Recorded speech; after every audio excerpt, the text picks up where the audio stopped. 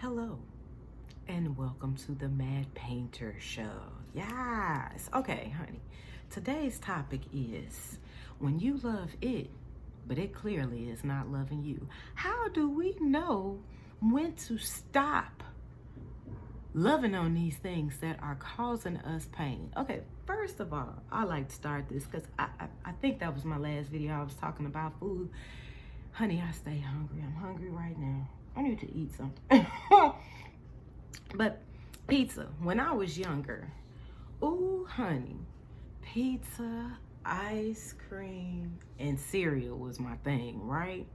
You know, I was a little chumpkin. I had some slight issues on being a chumpkin, just a little bit. But then when I got older and my diet was, still kind of the same, I worked out.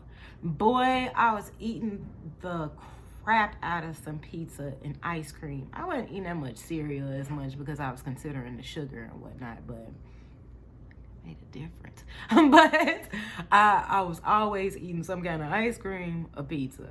And so when I would work out, it would kind of balance that out. But when I didn't work out, it wasn't no balance there. It wasn't nothing to knock off that extraness, because lactose, I think that's the word. Dairy, I'll use dairy. Dairy creates heavy mucus.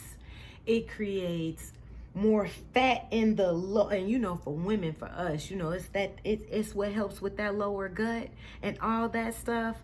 And so what had happened was it got to a point where my body was like, get another mother effing slice of pizza.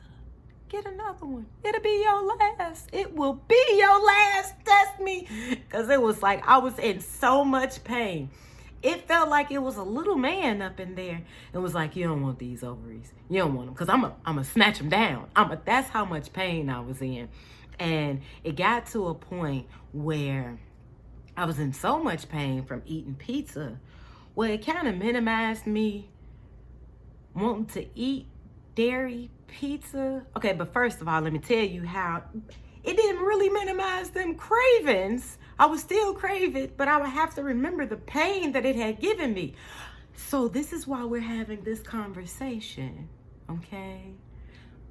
Because you've been to that point. I know I'm using pizza as an example, but we have been in other situations where it was like, oh, honey, you see them red flags. But your desire, the voice of your desire is much louder than those red flags. You know why? During that time, because we be thinking because we want what we want, it's actually giving us some love. But no, baby, it's like that pizza. Well, you may not be lactose intolerant, but I'm just using that as an example because it's really bringing a whole bunch of damage to us. And even though we be wanting that pizza and that ice cream, and it be,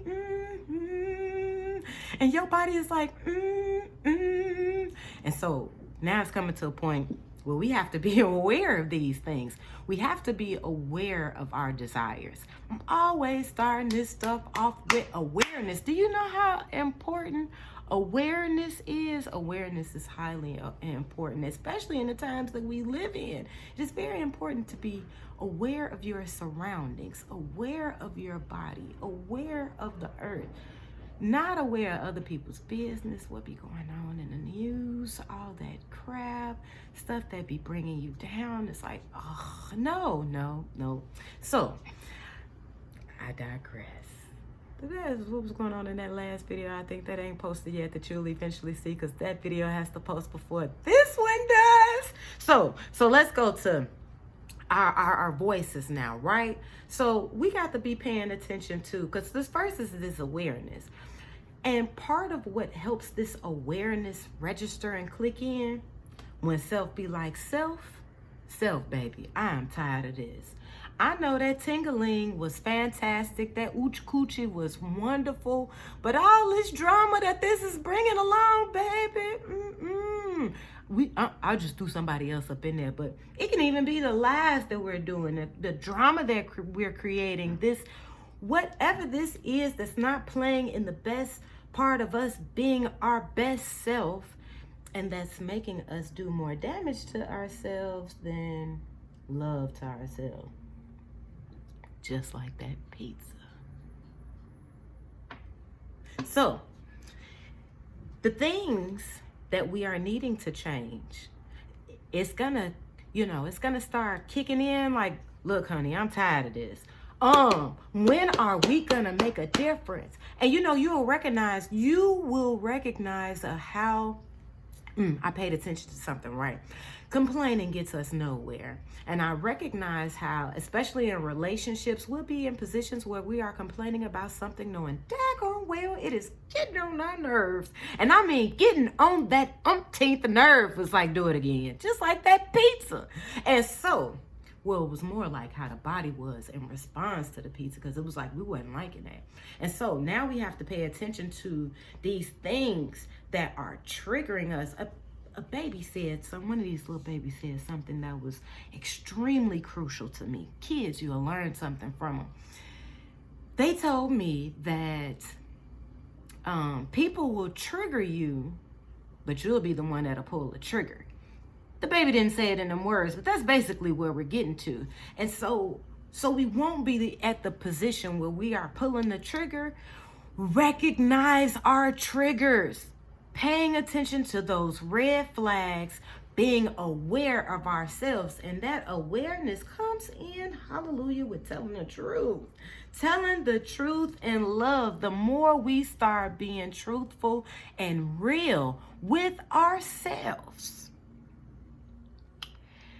that makes a difference. It helps us to be more truthful with others. And also when it comes to these conversations with God, which is where I'm about to go to, we are now in a better position of being able to receive truth, being able to receive love. Because in past videos, which I've said before, and I gave the definition of lying, we cannot build anything off of the foundation of lying. It's not a sturdy foundation. It is not real. You cannot manifest anything off of lying, especially in us being in the world. Let me rephrase that.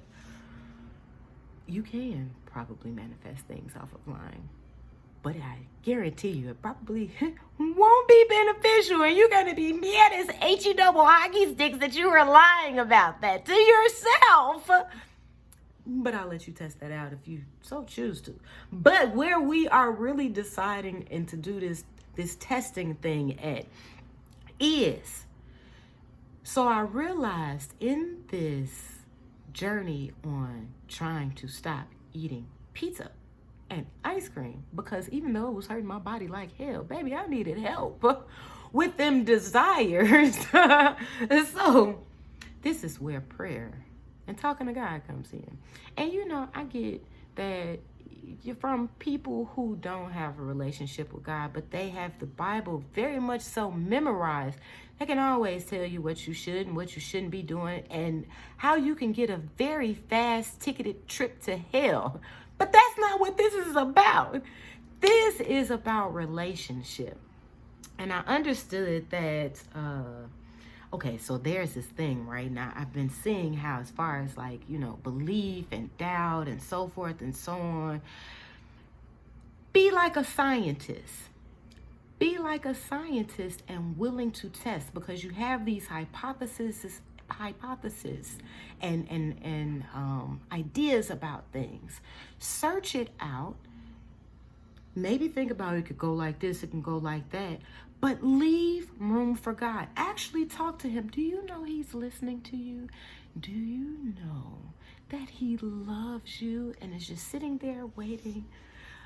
Like, oh, I'm just waiting on you to invite me in on a party, because I've been sitting here waiting all this time.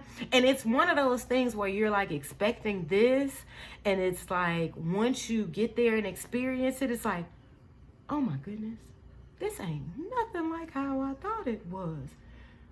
What took me so long? I mean, that's kind of how I felt, and it was just like, this is an amazing life experience. So here I have my list, right?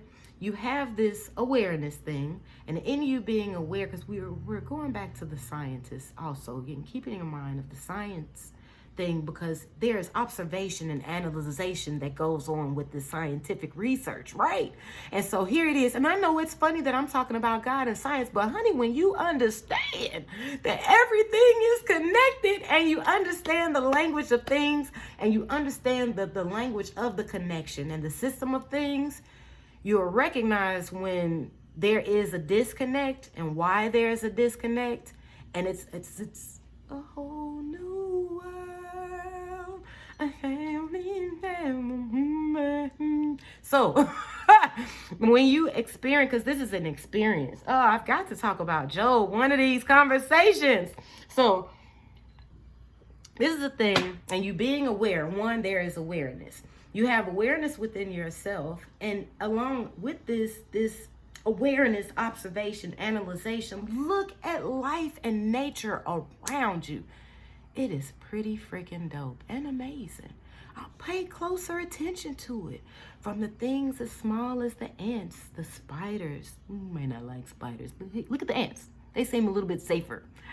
So you have the ants, you have plant life, you have birds, you have all these things running around, all these things that are there for you to look at, and like clouds, seeing it shift at the moment that you're looking at, it's like it's shifting all at once. It's amazing. So being aware of the life that's around you, being thankful of these things, once you're recognizing what you're being aware of, start having these conversations with God.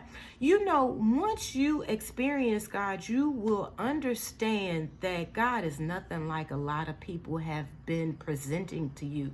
He is pretty cool and funny, because he got jokes. Oh my God, he got jokes. I was listening to this one thing called, I'm getting slightly out. I was listening to, I think it's about the Tao. I'm not exactly sure how that's pronounced. I have to look back into that. But it was explaining all of these different like truths, so to speak, of the earth, of the world, of the universe, of people, of this, that, and the other.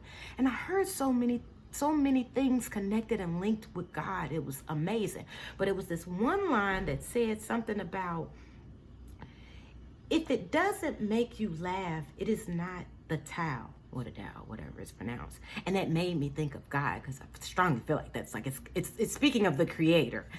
It made me think of God because, honey, God got jokes. He has jokes. So be in a place, God can put you in a place to laugh and cry at the same time, and it is unexplainable. This is why I'm trying to, it's not like I'm trying to talk you over into anything, cross you over, get you to join into my gang, get you to worship me. I'm special. You come to me and you're the only one. No. This ain't no cult stuff, my peoples. I done watched them things and they scary. And this is why I'm trying to tell you the truth. It's easy to get on to them cults. Anyway, let me get back to this numbering. So we have 1, awareness, 2, being thankful, 3, okay, I accidentally skipped to the conversations. We have this belief. I know there were times that you believed in yourself so strong, you didn't even have a resource. You didn't even know how you were doing it, but you just got this strong belief that you knew that you could do it and accomplish it. And you did, didn't you? Okay, so I'm going to need you to take that and consider God and the greatness of things. Because I feel I'm going to go, maybe I'll do that for the next video as far as belief. I'm going to go ahead and record that right after this so I don't forget. Let me write that down. So when you believe in things, it kind of pushes you to see more, and it opens your eyes to see more than what you would have if you didn't believe. But at the same time, this is also why there is a blind faith in this, but I also want you to investigate this, because this is how you get to know. It's hard to love something when you don't know what it is. So just like with you, in the midst of you learning about God, you're also getting to learn more about yourself, other people, the land, money, etc., etc., etc., etc. So here we have awareness, 1, thankfulness, 2, belief and faith, which is 3, because there is a light and darkness thing happening in here. And you need to have peace in all. So, and then 4, having conversations. Whatever you're questioning, you want to know, ask. Ask God. He ain't scared to give you no answer. So remember what I was saying about processing and an answer. Just keep that in mind. Then we have 5. Investigate. So the scientist thing is, you really want to find out. Read about God. Study Him. Investigate Him. One thing I can say, if you're starting off with the Bible, especially in going Old Testament, New Testament, this is my perspective. You have these experiences in which, man, they are writing about these different experiences, but it's also from their perspective and how they see God. And that's where all these different names come from, because of how they experience God, Yahweh, etc. So here it is in these experiences. First, they're seeing God like a God, but God is constantly trying to get a closer relationship. And I don't say trying because He achieved it. I mean, it's the purpose of things. It's levels to these things. And from the beginning from Genesis to Revelations, it is showing you process. And in the midst of this processing, here it is to a higher belief, and we have an entity, man, that comes and shows the love of God, and it's like, hey, this is our dad.